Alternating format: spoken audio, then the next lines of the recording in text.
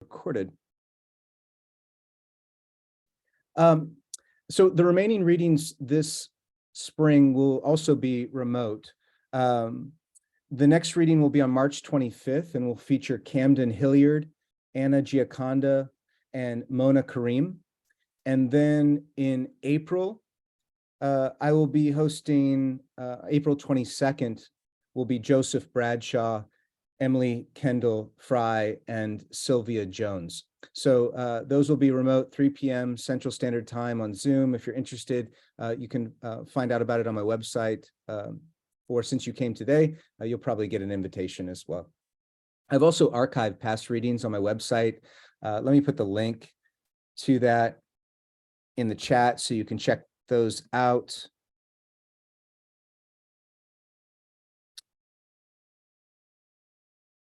There you go. And sometime probably tomorrow, this reading will appear on the main page with, I think it was November's reading with Amish Trivedi and Summer Browning, and that'll be up there as well with that one. Before I introduce this afternoon's readers, please feel free to use any of the reaction emojis at any point during the readings, and please post any questions you may have during or immediately following the readings in the chat, and I'll be sure to ask them on your behalf. And if the writers have any questions for one another, this is great too. Always welcome that. So our first reader today will be Sandra Simons. Sandra is trapped at the airport somewhere in the United States. I don't know where, but she knew that her flight changed and she was going to be trapped somewhere. Instead of trying to find, a corner near an abandoned baggage claim, she sent me a video of her reading. So I'm going to try to share that video with you all. We'll have Sandra will be first, then Justin, and then Maureen. So bear with me as I wrestle with technology really quickly here.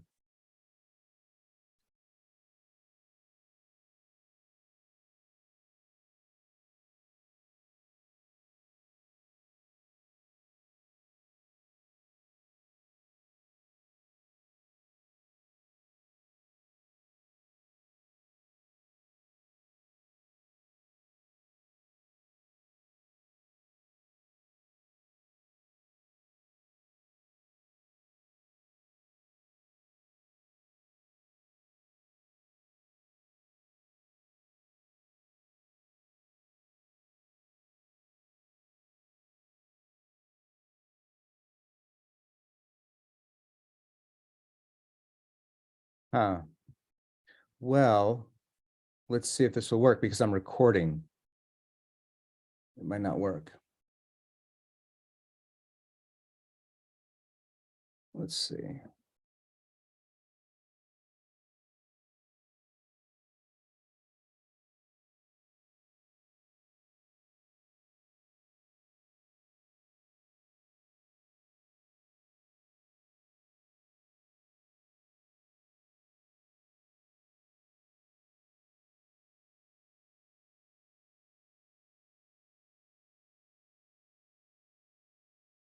Well, I don't know if this will work because I'll have to quit Zoom, and I don't want to quit Zoom because then I'll quit the reading. So we're going to have to just wing it here. And maybe what I'll end up doing is I will post her reading on the website. Let's just do that because otherwise I don't want to have to quit the reading, kick you all off, have you all come back on. That just seems like that will be a disaster. So I apologize, but I'm going to go ahead and just, Justin, let's have you go. Justin Marks' books are If This Should Reach You in Time from Barrel House Books in 2022, The Come Down, which released from Publishing Genius in 2021, You're Going to Miss Me When You're Bored, Barrel House Books 2014, and A Million in Prizes from New Issues 2009. He is a co-founder of Birds LLC, an independent poetry press, and lives in New York City with his family. Please welcome Justin Marks. Thank you, Jordan, for having me, and Maureen for being here, and everyone else for being here. I'm sorry Sandra couldn't make it. I was looking forward to hearing her read, but I will just have to check out the recording. And hey, it'll be peas next month. I'm sure I'll have plenty of time to hear everybody. Anyway, so I'm going to read a little bit from my book from Barrel House called If This Should Reach You in Time. It came out in, I believe, December 2022. So it's pretty new. And yeah, here we go. First poem is called Belief and Naivete. The face is a template of which there are only so many versions. A country we no longer recognize, that is the country we've always recognized, but pretended we didn't. Our greatest sin. Anger that sustains itself with anger about being angry. The ruin we inflict on the world getting in the way of the ruin we further seek to inflict on the world. Dark highways illuminated by hills on fire. The light in me, that is the light in you, that is the light in all of us. A name, a memory, heartbreak from which there is no recovery. Along for the ride. There's no way around not being part of the problem. Innovations in war, the creation of what we were supposed to prevent. Assume the body doesn't feel anything in particular. The sun falling behind the sea, an overwhelming sense of urgency. It's okay to not remember things, to take it all at face value until it's not. The best case scenario is long-term disaster. Gutted deer hanging from barn rafters. Angels watching indifferently.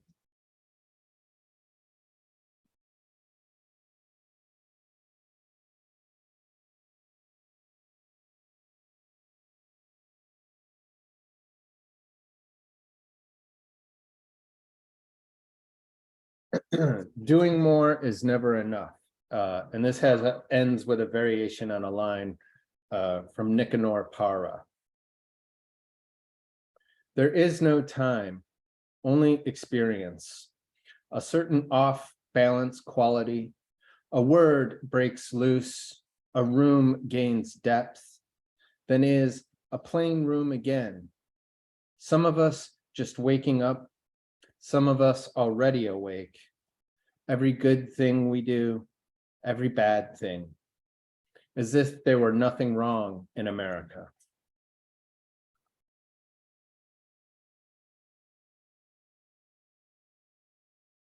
Watching the river flow, the traffic go by.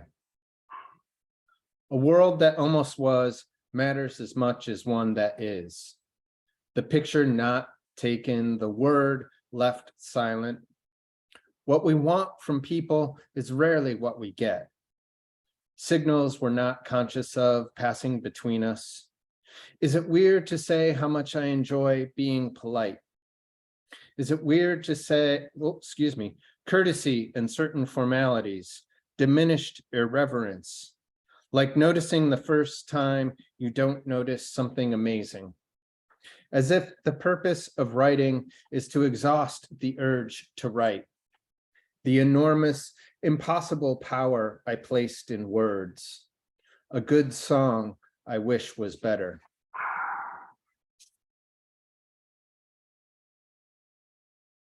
Why be sparing in praise? So little matters. You solve a problem, create another, the work that never stops. A slip while walking that jars the whole body, as if there were some inherent purpose to that. Stars aligned, we'll never know. A higher power called magic, zero regard for the mind's disorder.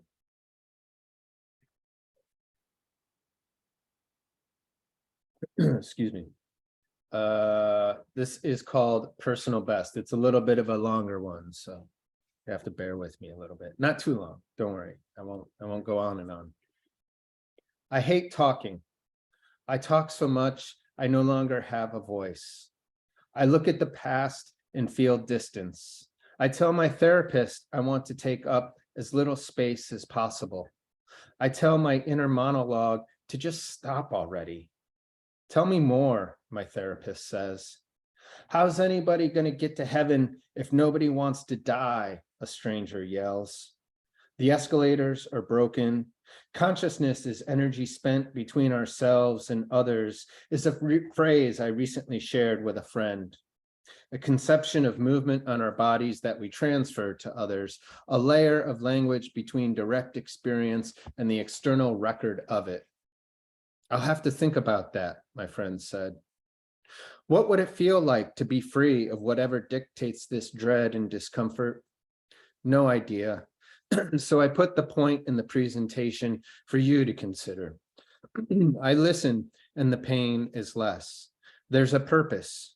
Interruption as often as possible. Butter that makes every bite of bread better. Phrases there's little reason to share, but I share nonetheless as an invitation, an invocation to and of openness, the subtle and sudden swerves of nuance and dialogue.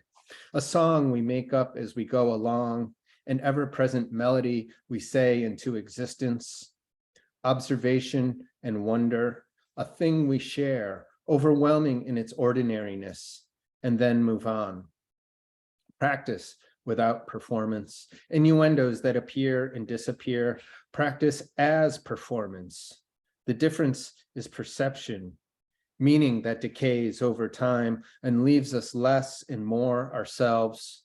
Promise unfulfilled, the ending still unsung.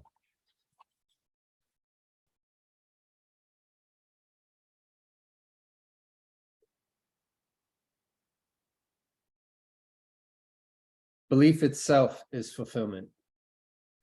The more present I become, the more something else disappears. Each terrible thing waiting to happen anew, an unknown problem of no one's making itself known. I lose my balance. My shadow leans toward the light, the intimidating sky, stable points of reference. A set of circumstances and faith in a not awful outcome. Abstinence that makes the heart grow fonder.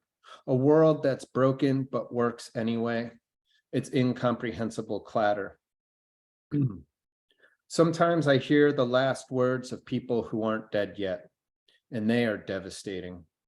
Sometimes all I hear is ringing, my failure to keep pace with my ambition, my immense ignorance, light reflecting off fresh snow. I'm going to read one more from this book, and then if I have a little bit of time, I'm going to read a few new poems. All I want is to feel prepared. I used to want poems to destroy me, fill me with sadness that makes me feel alive. Now I want them to put me back together, reveal the unreality of being, encode in me not comfort with it, but the exquisite resolve of brokenness survived.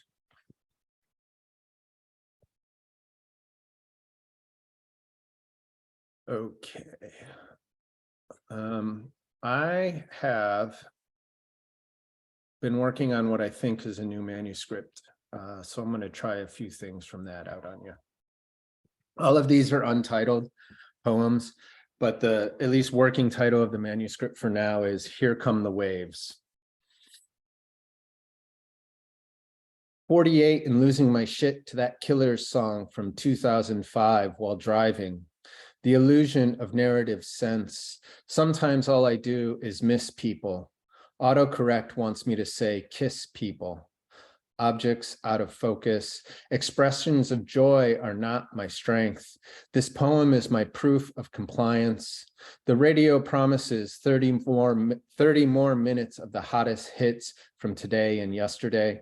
The traffic coming to a dead stop just ahead. This life is not enough.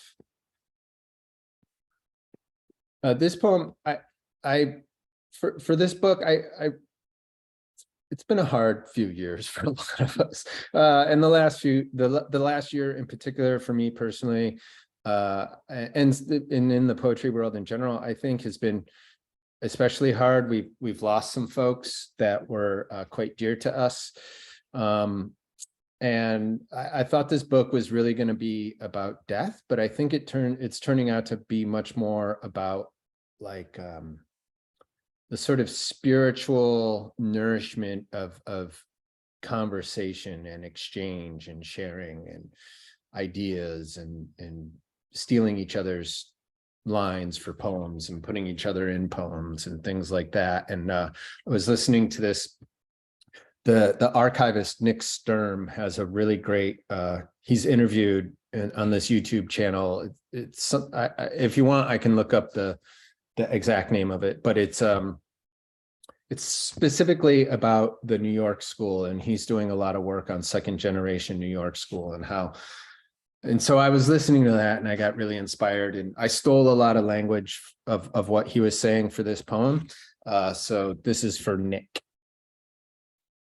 Suddenly it's later. I'm being tailgated by a school bus, not so young and temperamental. I feed my body healthy things, an alternative geography, amplification that moves beyond its source. Without the second, there is no first. Repetition threading the narrative. Are these gray hairs or dandruff I see before me? One excitement sparking another. Imitation being the opposite of derivation. History, not lineage. No master narrative. Only poems. People talking to each other. Forms of love and care. This is another new poem. Hanging up just as I was falling down.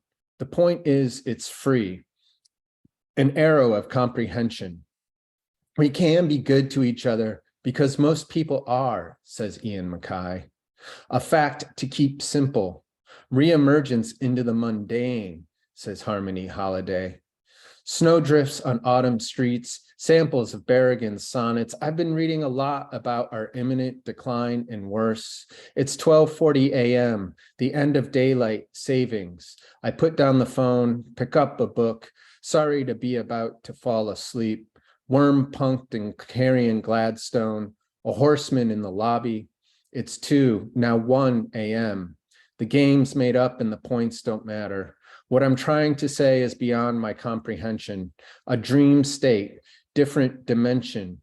The words get distorted, strings bent to reach higher notes. No more and don't be so lazy, I hear them say, in a voice that sounds remarkably like mine. Slight twitch. Now it's 12:14 a.m. on a future night. An email in my spam folder says, "You've been chosen." A memory I'm already starting to lose. Eating the same food each day, feeling free under surveillance. I'm going to do 2 more, and I think that'll be enough from me. What if the end, the final onslaught never comes, but is instead this ongoing decline, more of essentially the same, but also worse? What if it's all in our heads, by which I mean perception, our perceptions adapting in an illusory act of self-preservation as the world, by which I mean civilization, definitively, objectively, inarguably becomes an ever worse place to be. The world, by which I mean civilization, the disease which is eating us, as Diane de Prima called it, extending its reach, by which I mean destruction, its utterly destructive forces into nature itself, until there's no place left for our species, for us, except of course for those who will always find a place, who have taken and will take by any means necessary, because that's what they've always done. And this is how it's always been. And that's how it goes. We'll try and leave you on a slightly more upbeat note. So yeah, again, thanks everyone for listening and for having me. And it's been a pleasure. And I'm really looking forward to hearing Maureen read.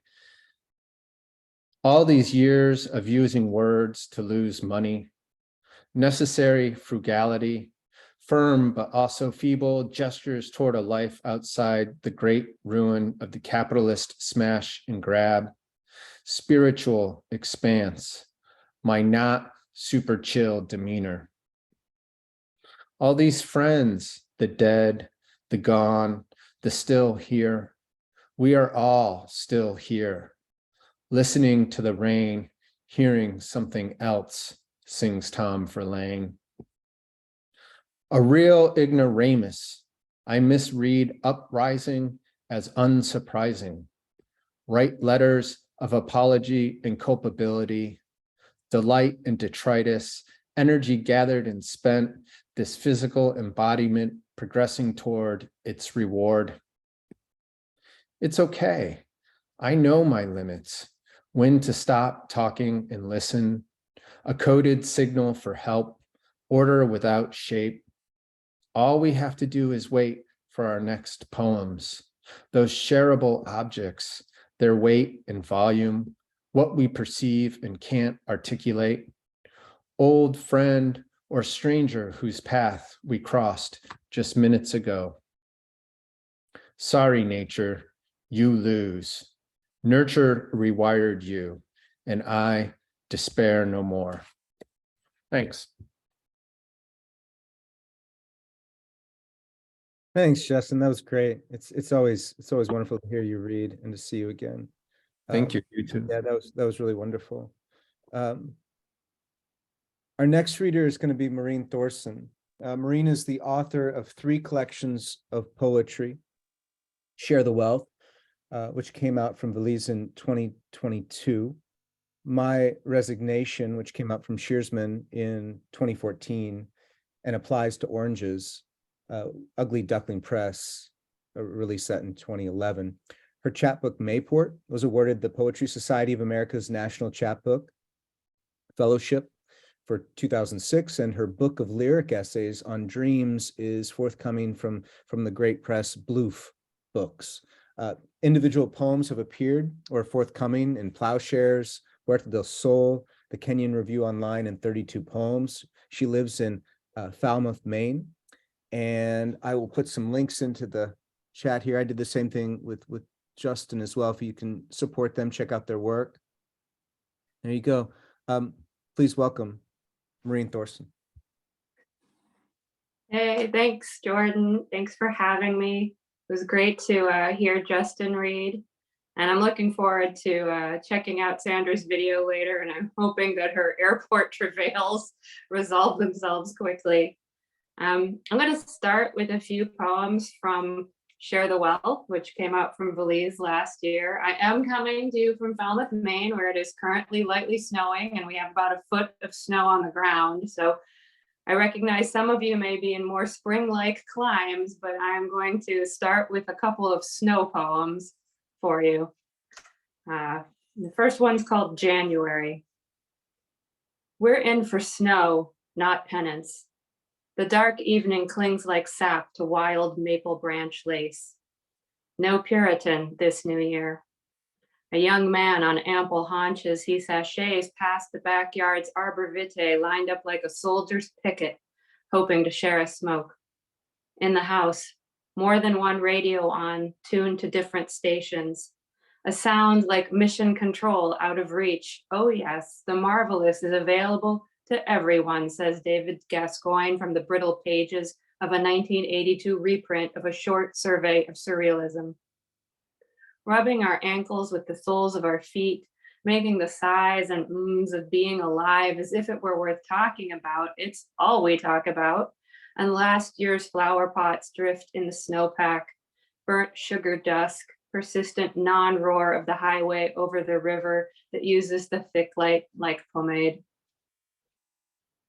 All right, that was my happy snow poem. This is a dark snow poem. There's a lot of snow poems that one writes when one moves to Maine. This is At the Point. This landscape style is white t-shirt over black jeans faded gray. It's an affectation, yes, but not the one you're thinking of. The holes in the snowpack, not pre-distressed in factory. The cotton-colored hills genuinely freaking out along the river's icy denim. There's this noise like a flame trying to catch. That snow pocked as a moonscape, those trees like boiled silverware. Something has grown too heavy. The land hushes like an angry father. That's how you know it's time to leave or get small, unnoticeable. Another birch tree peeling because something's about to break. All right, I'm gonna go away from snow. And this is a somewhat silly, somewhat dark poem called The Worst That Could Happen. You're lost. The gunmen don't speak English. You forgot you had a test and you're naked and it's a shop test and you crush something vital in the drill press. You make a scene at a dinner party. You drop a dime off the Washington Monument and it kills the first lady. You drop a dime on the president and wind up in a windowless room in Langley. Your ears fall off. Your toes turn green. Your stomach rejects cheese. You're a city of tiny monsters waiting to be fed. You get mustard on your guayabera and your dry cleaner won't even look at you. Your gray hairs start a Facebook group. Your best friend is perfect and you kill her in a fit of rage. It's not worthy of Shakespeare. It's petty. Your sleeves are too short. A beggar startles you from your superhero reverie and you're too cross to part with a quarter. You cheat on your taxes. You vote Republican without even believing in it. You drink to forget. You forget to drink and die of dehydration. Your teeth are crooked. Your kids are dirty hippies. The dog growls at you. At night, the wolves come. It's raining. No one likes you. You're alone. Your teeth are still crooked. Your only friend is a cactus. You're afraid. You're afraid. You love your wife and eat well and greet the sunshiny morning with vigor, and you're afraid. The last one I'll read from Share the Wealth is slightly lighter. It's called And Always Laughs at Your Stupid Jokes. Love forgot your name on the way to Walmart. Came back with seeds for the bird feeder just the same. Always been hazy on personal details, love, but good at the trivialities of care. Whether your hair is black or blonde, love can't seem to recall, but knows you should be easier on yourself. Love flings a hand across you reflexively while breaking, always reminds you of your doctor's appointments, once biked over the bridge to bring you a flower, has a habit of staring deep into your eyes with eyes just a bit unfocused, as if relaxing into your image, as if you could be anyone. You could be anyone, love thinks, and still I would be there. So those are from Share the Wealth, which came out with Louise last year. I'm going to read one newish poem, and then I'm going to read a couple of short essays from On Dreams, which is the book that's coming out with Bloof next month. So here's a newish poem. It's called Fountain of Age. If I told you I'd traveled from Extremadura, that innermost parched region of Spain, to the burgeoning aisles of this 7-Eleven in search of the fountain of youth, what would you say? Maybe that the only way you know of staying young is to die that way. And maybe I'd say, fair enough, but it's too late for me to do anything but hydrate. So I haul open the refrigerated case, grope between juices and spritzers, the brands shouting over each other. They sound like a river that's carved out a canyon, grooved a depth from which it can't spring. All right, so a couple essays from On Dreams. And this is a book that kind of got waylaid by the pandemic. It was supposed to originally come out in 2020, and now it's coming out in 2023.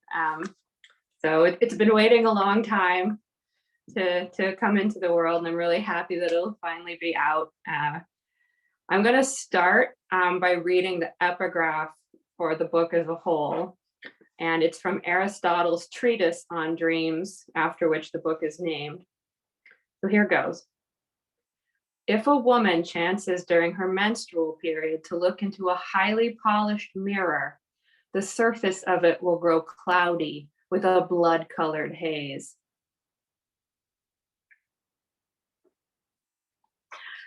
So that's the epigraph, and this first essay is called Meet Aristotle. I have been trying to tell myself a story about Aristotle. The story seeks to explain a statement that seems to reflect a shocking credulity, intellectual laziness, or both. Narrative is a process whose function is knowing, observes Jordan Davis, echoing William James. Not much is known about Aristotle's life. Sources describe even his death only vaguely as due to a disease of the stomach, or more quaintly, a digestive complaint. Oscar Wilde wrote that art should only reveal itself and not the artist. Aristotle left many ideas behind, but no biography, no sense of self. Does this mean that Aristotle was an artist? Being an artist requires not just self-effacement, but self-deception. To quote Philip Roth on writing fiction, the idea is to perceive your invention as a reality that can be understood as a dream. In his 1974 commencement address at Caltech, Richard Feynman recounted the cautionary tale of the first scientist to measure the charge of an electron. The scientist measured it incorrectly, but was held in such high esteem that for many years, other scientists who got different answers figured that they, instead, must be the ones measuring incorrectly. While researching Aristotle's death, I discover his treatise on the parts of animals. Here, Aristotle claims that male and female animals have different types of stomachs. One commentator describes this claim as strange and without anatomical foundation. Another demurs, stating that without knowing the animal models that Aristotle was using, I am not prepared to be so bold. Stanford University's Encyclopedia of Philosophy provides some biographical information on Aristotle, but cautions that in the absence of contemporaneous accounts, much of it is speculative. As a result, the encyclopedia laments, sometimes thinly attested conclusions gain credence only by dint of repetition.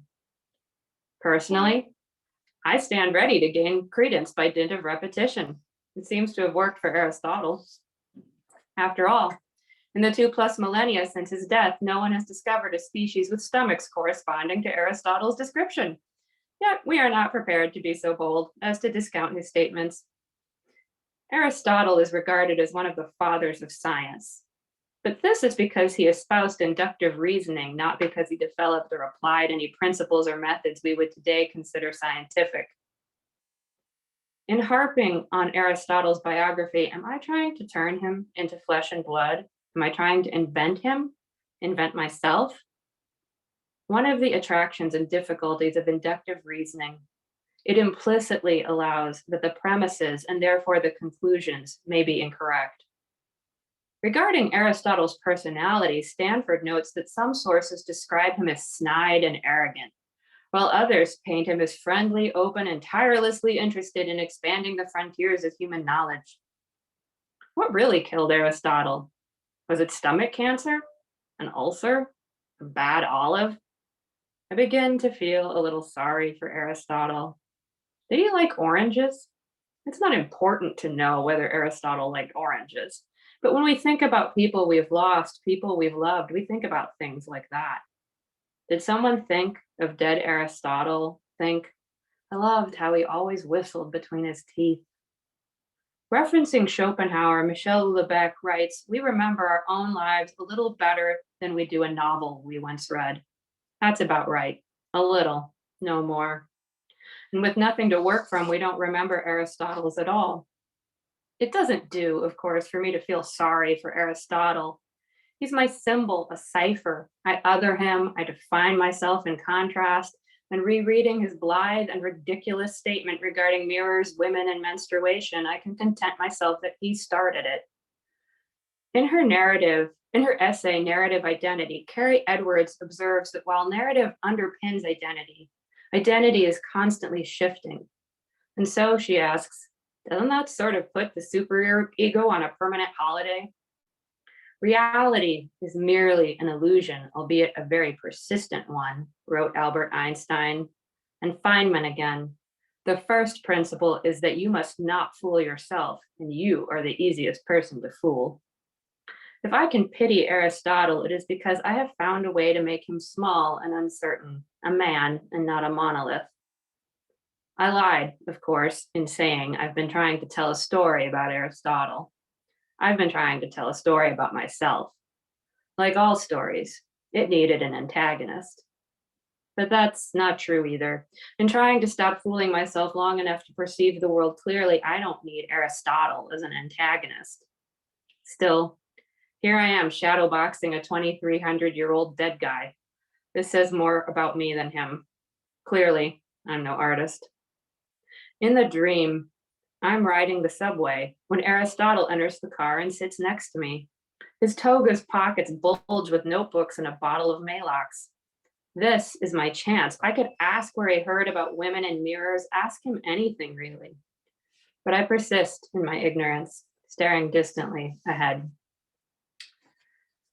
The second essay, which I'll close with, is called A Good Attitude. A close relative of mine, upon getting her first period, declared that she wouldn't put up with it. In his essay against conceptualism, Cal Bedient declares that control is the primary concern of the Oulipo and other method poetries. For adherents of these schools, emotion is volatile and unpredictable, whereas method is safe and reliable. Menstruation has never seemed terribly important to me, even as it has functioned as an overt marker, a symbol of my femininity. As when a doctor asked my mother at one of my routine checkups, "Is she a señorita yet?" I wasn't. Later, of course, I went from chica to señorita overnight. The classicist Rosamund Kent Sprague notes that Aristotle's claim regarding women's effect on mirrors was for a considerable time regarded as too indelicate for the English reader, with the result that British translators simply left it in the original Greek. I once read an essay by a woman who valued her cycle. She went off the pill and wished she'd done so years earlier. Each day now had its particular flavor, its harmonic resonance, reverence. I can't say I've ever found menstruation transcendent, but maybe it could be. I enjoy seasons, harvest, planting, watching the moon. Maybe I could be my own seasons and moon. It sounds lovely, although unlikely. Lovely because unlikely? In his essay, A Fine Excess, James Longenbach warns that restraint may seem merely banal, an unexamined trust of limitation. At the same time, excess may seem obvious, an unexamined romance with transgression, except inasmuch as a particular work of art creates the context in which a particular aesthetic choice becomes a virtue. What are the manly virtues, the womanly virtues, the humanly virtues? I'm not really sure what I can achieve by telling you about menstruation. Perhaps, like Kate Zambrano, I am resisting the urge to write down only the manageable. Here's a possible insight into why so many men take midlife hard, seem so suddenly to hear time's winged chariot. They've been used to a certain roboticness of the body, a clean machine, whereas from the age of 12 or 13, most women have been rather regularly reminded that they are flesh and blood. Or were. The birth control pill operates so that women can skip their periods. But the pill was originally, and then for decades, marketed only in a formulation that included a week of placebo pills, allowing for a pseudo period to occur. Drug companies worried that without this induced period, women would reject the pill as unnatural. I have to wonder if any women were consulted in this decision. We can manipulate the body, but the body remains. So why not use others' discomfort with it against them, if only for a laugh? In high school, for example, my best friend and I stuck a dozen donuts into the movies by stuffing the box into the bottom of a backpack and throwing dozens of maxi pads on top. The poor kid manning the theater, upon gazing into the backpack, which we'd unzipped at his assistance, didn't know which way to look. He waved us and our secret donuts through with a harrowed expression on his pale and pimply face. In the short story, Rich Girls Will Break Your Heart, Craig Foltz questions how to practice restraint without exposing it as something artificial. Why mind the artificiality? We spend our lives trying to erect barriers around our frailty, to logic and bluster in the face of the world's uncontrollable indifference. And the end is always the same. I'm not putting up with this. Artificiality is how you know it's human. Excessiveness is how you know it too. Do you remember the Kids in the Hall sketch, the one in which a grinning Dave Foley declares that he has a good attitude towards menstruation? I am trying to develop a good attitude toward a total lack of control. Thanks. Thank you so much, Maureen. That was wonderful. Again, if you all have questions, feel free to put them into the chat. I know that I have some. And I know I think I want to start off. First of all, let me put Sandra's virtual recording here in the chat so you can see it if you want to after this reading. I will try to find a way to put it up on the website as well. But I want to ask, and this is for, let's see if I can get you both pinned to the screen here. Or spotlighted, maybe that would be better.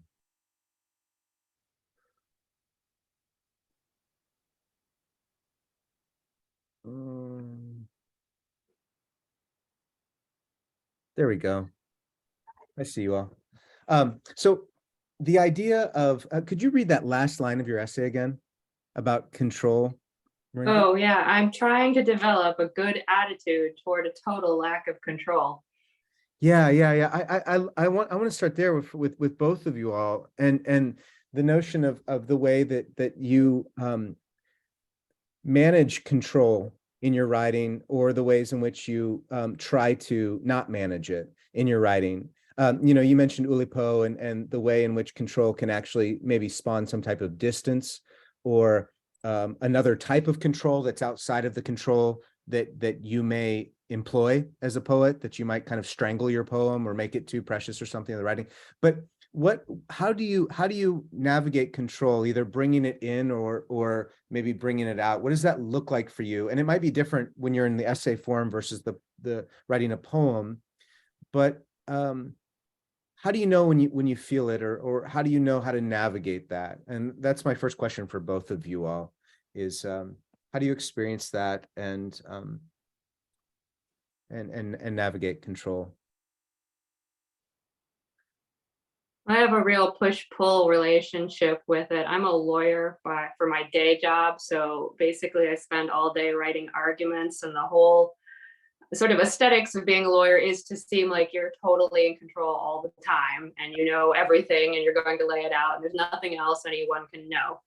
And of course, that attitude's great for a legal brief. It's not so great for a poem where you want to surprise yourself, you want to surprise the reader. So when I'm writing poetry, I have to first take into account that this is part of how I exist in the world. I am always trying to control things, and to some extent, any writing is going to be like, I'm showing you this, oh reader. But I do try to, when I'm doing editing especially, and sometimes when I'm developing a poem, to free write, to try and surprise myself, to back myself into surprise. It doesn't necessarily come naturally to me, but to preserve the ability to sort of not bore myself and not bore everyone else by writing freely into insights that I might not otherwise come up with, or preserving room for things that don't even make sense to me, that sort of sound like they sound good, they sound right, but if I had to explain them to you, I would not be able to reduce them down to, an easy gloss. Thank you. How about you, Justin? By nature, I'm a bit of a control freak. I get very anxious when things are not in my control, so I'm constantly minding myself that I do not have I have very little control. I really only have control over, like the self-help cliche, I only have control over my attitude and that sort of thing. And I feel like this is maybe related, but tangentially. Like I was thinking to myself earlier today, like about the idea of having something to say in a poem. And I was like, well, yeah, I do. And I remember in grad school, or like early on in my education, that at least I interpreted that as a bad thing. Like having something to say was like would put you in this cast of like political poets or whatever that were like bad because they ignored aesthetics. And I don't know, I was always very conflicted about that. But, you know, I thought to myself, well, if I really only had something to say, I would just write essays. Not that there's anything wrong with an essay, but like, that's where you go. That's where you go to like, for me anyways, that's where I go to make an argument. Or, you know, in my day job, I have to write project briefs where I sort of make an argument for why we should do what we're going to do. And that, you know, that's a point of view. I have a point of view. I have a thesis, basically, hypothesis. But what I realized for writing is there's this poems, there's this whole other thing I want to get in there. I might have like a feeling I want to convey. I obviously have a increasingly over the last, I guess, 8 years, I have a little bit more of a political point of view that I feel an urge to share in poetry. But none of it's really in my control. You know, I'm not a disciplined writer where I like sit down and write for 2 hours every morning before the kids get up, because that would require getting up at 5 and I can barely get up when they get, like, I'm not a morning person. So I just sort of am always jotting things down in a Google Doc on my phone. And then as I jot other things down, they start to gel and they become a poem. And so, yeah, I have no, like the only control I have is editing, is saying like, okay, these things go together. This does not, this word needs to change. The spacing needs to be this. But even then that's more like a vibe. You know, it's like surfing a vibe. There's not a lot, you're trying to be with something, not, I think of control as being like on top of, like, you know, like I'm like driving a car, you know, like I'm not trying to do that. So yeah, that's, but I'll end on this. Sometimes I wonder though, if I need to switch up my methods, because like I've been writing using this Maureen's thing about writing yourself into surprise when you're editing. That made me think like, huh, I never do that. I never just free write. Maybe I need, you know, maybe my methods are just kind of like an efficient production model. And I should think about like spicing that up a little bit. No, thank you. I think that makes a lot of sense. The idea, I never thought about that as editing as that form of control, especially when you're trying to get away from it. And how do you come back to it? And editing is the place to maybe come back if you're not using some type of procedural, you know, structure, something like that. There's a question in the chat from Betty. What are motivators for your poems? You know, I was listening to your poem, the first one, the snow poems, Maureen, and environment seemed like it was a motivator, the environment bringing itself inward. And then Justin, I mean, you seemed like motivators are big catastrophic issues, disasters, extreme stressors. It's like, these are motivators. And it's like, these are the way to scale them down or something into a manageable space. So what are some of the motivators to your poems? And whoever wants to answer first, feel free. Yeah, so you know, I moved to Maine about 6 years ago, and it's a very different landscape from where I grew up in the South. So you're right, Jordan. You know, a lot of landscape poems showed up when I first moved here because I was in a very different place. So I do have poems that show up just as sort of occasional, like random sentences will pop in my head. I do keep like Justin, a endless phone note that just like trolls on forever of random words that I hear, phrases, thoughts that pop into my head. I've also done different projects that are really specific to something, and so the poems sort of are generated around a topic or theme, and you know, that helps me if I'm, you know, if you're just waiting for inspiration to strike, you're kind of sitting around going, okay, inspiration, come on.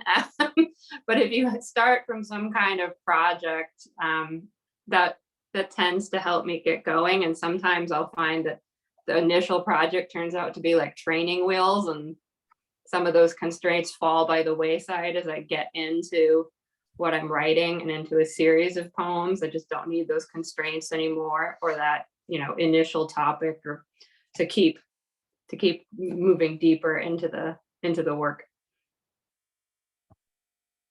I think for me, yeah, like as you pointed out, I tend to be preoccupied by big kind of existential things, definitely with a big dose of dread and or concern or anxiety. So a motivator for me is trying to capture that, like, and get it out of my head.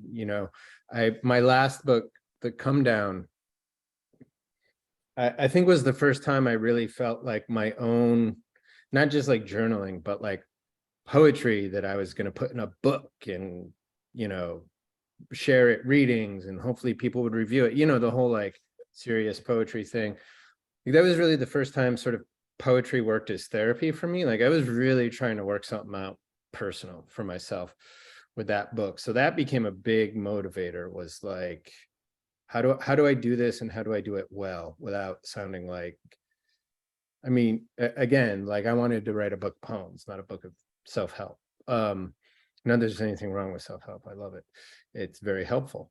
And I guess another motivator is, there's a couple things. One is just like, get these damn sentences out of my head.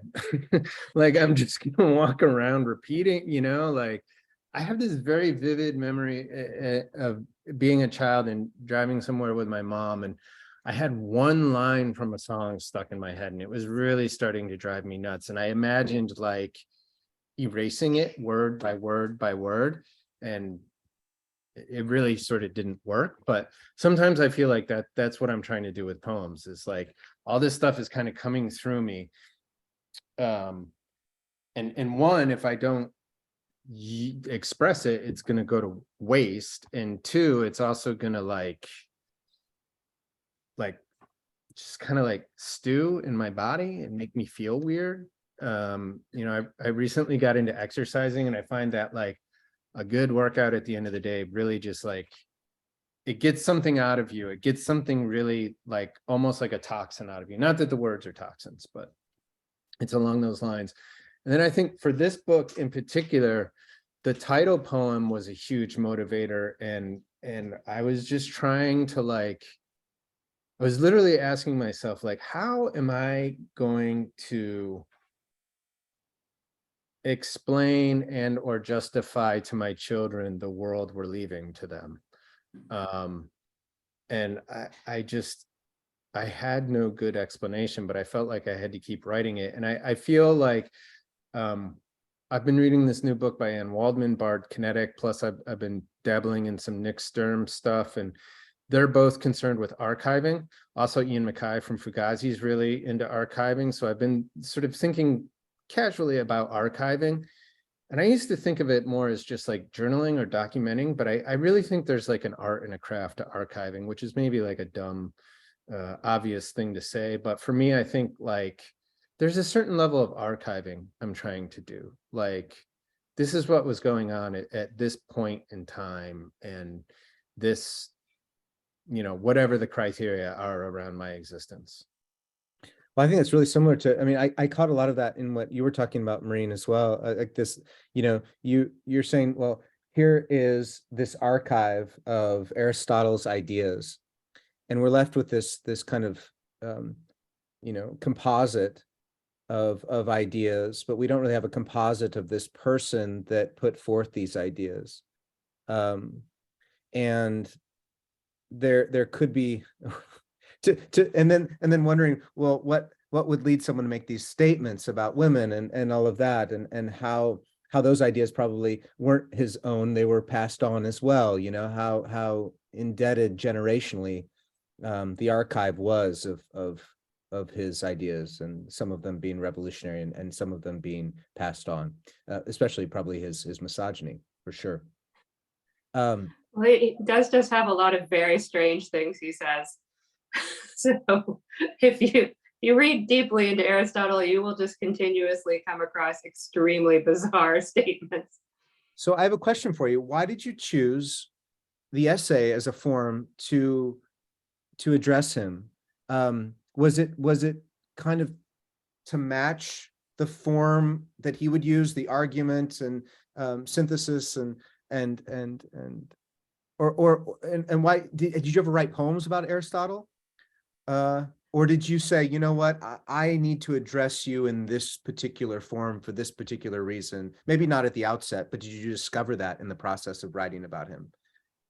Yeah, it's an interesting question. I never actually considered writing like lineated poems. When I started, I started from Aristotle's treatise on dreams. I read an article about it, and then I read the treatise, and he has this sentence: "The soul makes assertions in sleep."